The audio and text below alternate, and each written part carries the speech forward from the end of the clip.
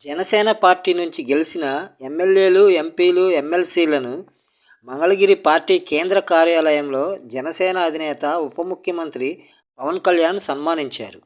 ఆయన మాట్లాడుతూ 5 కోట్ల మంది రాష్ట్ర ప్రజల ఆకాంక్షలు తీర్చాలని ప్రధానమంత్రి నరేంద్ర మోదీని కోరతానని, రైల్వే జోన్, విశాఖ ఉక్కు కర్మాగారం, యువతకు ఉపాధి కల్పన అంశాలపై ప్రధానమంత్రితో మాట్లాడతానని అన్నారు.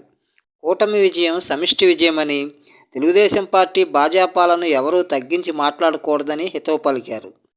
పార్టీ నుంచి గెలిచిన వారంతా ఆచితూచి మాట్లాడాలని, వారానికి ఒకరు చొప్పున కేంద్ర కార్యాలయానికి వచ్చి ప్రజల నుండి వినతులు స్వీకరించాలని పవన్ కళ్యాణ్ అన్నారు.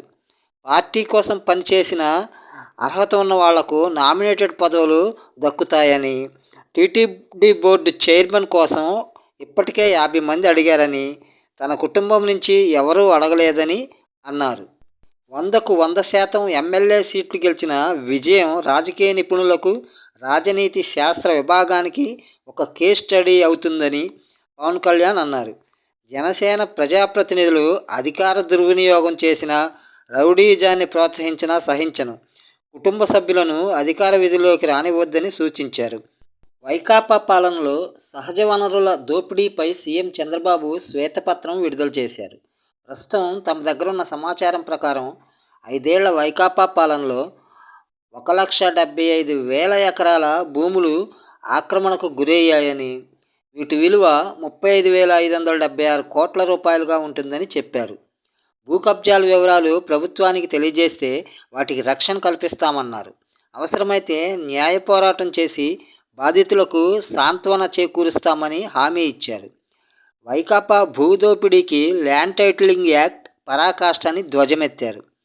ప్రైవేటు వ్యక్తులను కూడా టైటిల్ రిజిస్ట్రేషన్ అధికారిగా నియమించుకోవచ్చనే ఆ దుర్మార్గపు చట్టం రద్దుకు తొలి మంత్రివర్గ సమావేశంలోనే తీర్మానించామని చంద్రబాబు చెప్పారు. భూముల రీసర్వే పేరుతో వైకాపా ప్రభుత్వం గ్రానైట్ రాళ్ల కొనుగోలుకు 640 కోట్లు వృధా చేసిందని, పాస్ పుస్తకాలపై జగన్ బొమ్మ కోసం 13 కోట్లు వృధా చేసిందని చంద్రబాబు అన్నారు. భూముల రీసర్వే అమలును నిలిపేస్తున్నామని సీఎం ప్రకటించారు.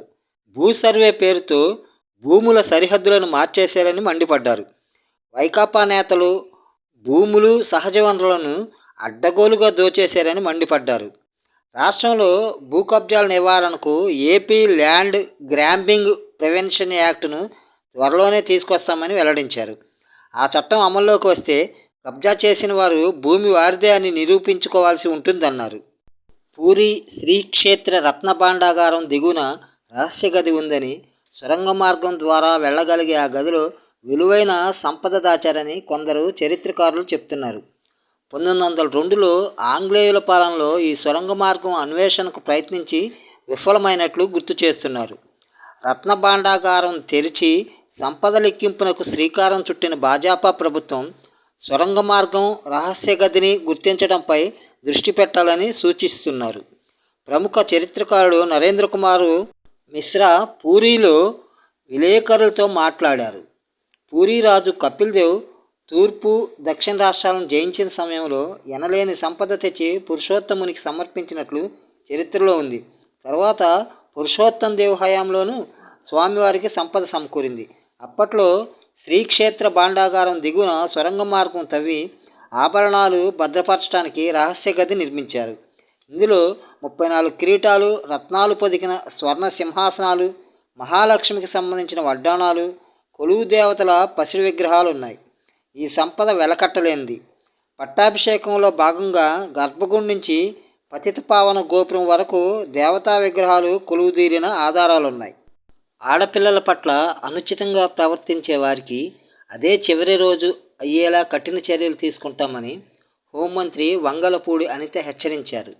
మహిళల పట్ల అత్యాచారాల నిరోధానికి తీసుకోవాల్సిన చర్యలపై సచివాలయంలో సీఎం చంద్రబాబుతో సోమవారం హోంమంత్రి సమావేశమయ్యారు.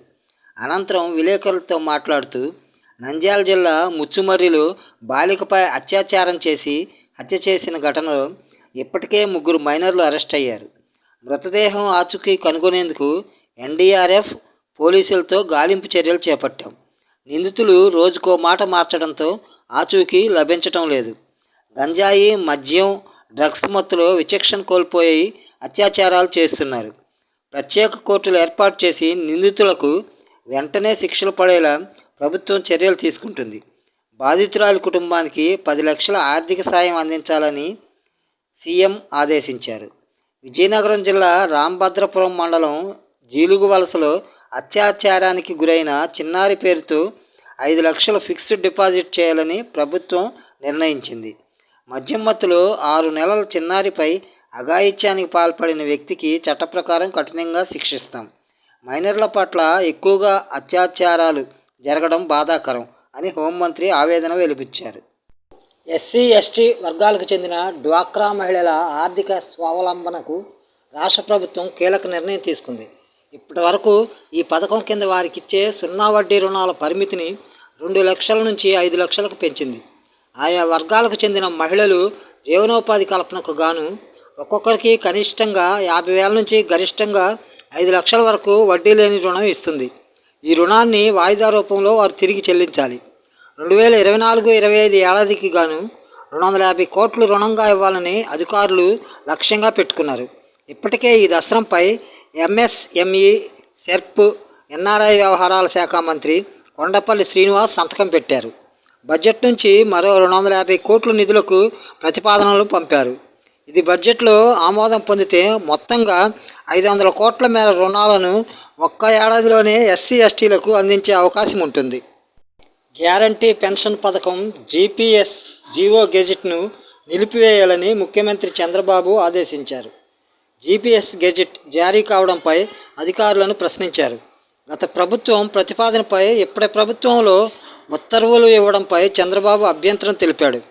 ప్రభుత్వ దృష్టికి తేకుండానే ఆర్థిక శాఖ రహస్యంగా జీవో, ఆ తర్వాత గెజిట్ విడుదల చేసింది. ఆర్థిక శాఖ ప్రత్యేక ప్రధాన కార్యదర్శిగా పనిచేసిన రావత్ సెలవుపై వెళుతూ జీపీఎస్ దస్త్రానికి ఆమోదం తెలిపారు. ఆర్థిక శాఖ జూన్ 12న రహస్యంగా జీవో 54 జారీ చేసింది. ఆ తర్వాత జూలై 12న గెజిట్ విడుదల చేసింది. సెలవులో ఉన్న రావత్ పేరుతోనే గెజిట్ విడుదలైంది. జీపీఎస్ నిలిపివేయాలని సీఎం చంద్రబాబు ఆదేశించడంపై ఉద్యోగ సంఘాలు హర్షం వ్యక్తం చేశాయి. గత ప్రభుత్వంలో లక్షల మంది సిపిఎస్ ఉద్యోగులు ముక్త కంఠంతో వ్యతిరేకించిన జీపీఎస్ చట్టాన్ని చేశారని విమర్శించాయి. అధికారులపై విచారణకు ఆదేశించడం పట్ల సీఎం చంద్రబాబుకు ధన్యవాదాలు తెలిపాయి. ఉమ్మడి గుంటూరు జిల్లాలో ఆర్టీసీకి కొత్త బస్సులు కేటాయించడంతో ఆయా మార్గాల్లో ప్రయాణికులకు మెరుగైన సేవలు అందనున్నాయి. కొన్నాళ్లుగా డొక్కు బస్సులతో ఇబ్బంది పడిన ప్రయాణికులకు కొత్త బస్సులు రాకతో కొంత ఊరట కలగనుంది. ఉమ్మడి జిల్లాకు ఆర్టీసీ సొంత బస్సులు, అద్దె బస్సులు కలిపి 130 బస్సులు కొత్తవి సమకూరనున్నాయి. ఇప్పటికే 30 బస్సులు ఆయా డిపోలకు రాగా మిగిలినవి నెల నుంచి 2 నెలల వ్యవధిలో అందుబాటులోకి తీసుకురావడానికి ప్రణాళిక సిద్ధం చేశారు. గుంటూరు నుంచి విజయవాడ, వినుకొండ, మాచర్ల, తెనాలి, రేపల్లె, బాపట్ల, హైదరాబాద్, బెంగళూరు, చెన్నై, విశాఖపట్నం తదితర ప్రాంతాలకు కొత్తవి నడపనున్నారు. పాత వాటిని రద్దీ తక్కువగా ఉండే మార్గాల్లో నడుపుతారు. పూర్తిగా దెబ్బతిన్న బస్సులను తుక్కుకు పంపుతారు. కొత్త బస్సుల్లో Indra, super luxury, ultra deluxe బస్సులు ఉన్నాయి. రాష్ట్రంలో పెట్టుబడిదారులకు మంచి అవకాశాలు ఉన్నాయని, ప్రతిపాదనలతో వస్తే ప్రభుత్వం నుంచి పూర్తి సహకారం అందిస్తామని జేఎస్డబ్ల్యూ గ్రూప్ చైర్మన్ సజ్జన్ జిందాల్కు ముఖ్యమంత్రి చంద్రబాబు తెలిపారు. సోమవారం సీఎంతో జిందాల్ భేటీ అయ్యారు. రాష్ట్రంలో పెట్టుబడులకు సంబంధించిన అంశంపై చర్చించారు. ఆంధ్రప్రదేశ్ అసెంబ్లీ ఎన్నికల్లో పురుషుల్లో విశాఖపట్నం దక్షిణ నియోజకవర్గం నుంచి పోటీ చేసిన జనసేన అభ్యర్థి వంశీకృష్ణ శ్రీనివాస్ 70.24%, మహిళల్లో విజయనగరం నుంచి పోటీ చేసిన అదితి విజయలక్ష్మి గజపతిరాజు 64.21%లకు అత్యధిక శాతం ఓట్లు వచ్చినట్లు అసోసియేషన్ ఫర్ డెమోక్రటిక్ రిఫార్మ్స్ సంస్థ ఏడీఆర్ వెల్లడించింది. సభకు ఎమ్మెల్యేల హాజరు శాతాన్ని పెంచడంతో పాటు సమయపాలన పాటించేలా కర్ణాటక విధానసభలో కృత్రిమ మేధ ఆధారిత కెమెరాను అమర్చారు. సోమవారం ప్రారంభమైన వర్షాకాల సమావేశాల తొలి రోజున స్పీకర్ యూటీ ఖాదర్ ఈ కెమెరాను ప్రారంభించారు. ఇది సభ్యుల రాకపోకల సమయంతో పాటు సభలో ఎంతసేపు ఉన్నారో రికార్డ్ చేస్తుందని స్పీకర్ తెలిపారు. మంగళగిరి ఎయిమ్స్ను కేంద్ర ఆరోగ్య కుటుంబ సంక్షేమ మంత్రిత్వ శాఖ కార్యదర్శి అపూర్వ చంద్ర సోమవారం పరిశీలించారు. నూతనంగా ఏర్పాటు చేసిన క్రిటికల్ కేర్ యూనిట్తో పాటు MRI and digital subtraction angiography ల్యాబ్ను ఆయన ప్రారంభించారు. అనంతరం సంస్థ 10వ స్టాండింగ్ ఫైనాన్స్ కమిటీ సమావేశానికి హాజరయ్యారు. ఆ శాఖ డైరెక్టర్ డాక్టర్ అతుల్ గోయల్, అధికారులు జైదీప్ కుమార్ మిశ్రా, అంకిత మిశ్రా తదితరులు పాల్గొన్నారు. తిరుపతి జిల్లా నాయుడుపేట మండలం ఎల్ఏ సాగరం అంబేద్కర్ సంక్షేమ బాలుర గురుకుల పాఠశాలలో నిల్వ ఉన్న ఆహారం తిని 120 మంది విద్యార్థులు అస్వస్థతకు గురైన ఘటన ఆలస్యంగా వెలుగు చూసింది. ఈ గురుకుల పాఠశాలలో శనివారం చేసిన పూరీలను ఆదివారం ఉదయం వండిన పలహారాన్ని రాత్రివేళ విద్యార్థులకు వడ్డించారు. దీంతో 120 మంది పిల్లలు తీవ్ర వాంతులు, విరోచనాలతో అస్వస్థతకు గురయ్యారు. విషయం బయటకు రాకుండా ఉండాలని ప్రిన్సిపల్ దాదాపీర్, వార్డెన్ విజయభాస్కర్లు ఆసుపత్రికి తీసుకెళ్లకుండా జాప్యం చేశారు. విద్యార్థులు నీరసించడంతో ఆదివారం రాత్రి సుమారు 10:30 గంటలకు స్థానిక సామాజిక ఆరోగ్య కేంద్రానికి తరలించారు. ఇవి ఈనాటి ఏపీ వార్తలు.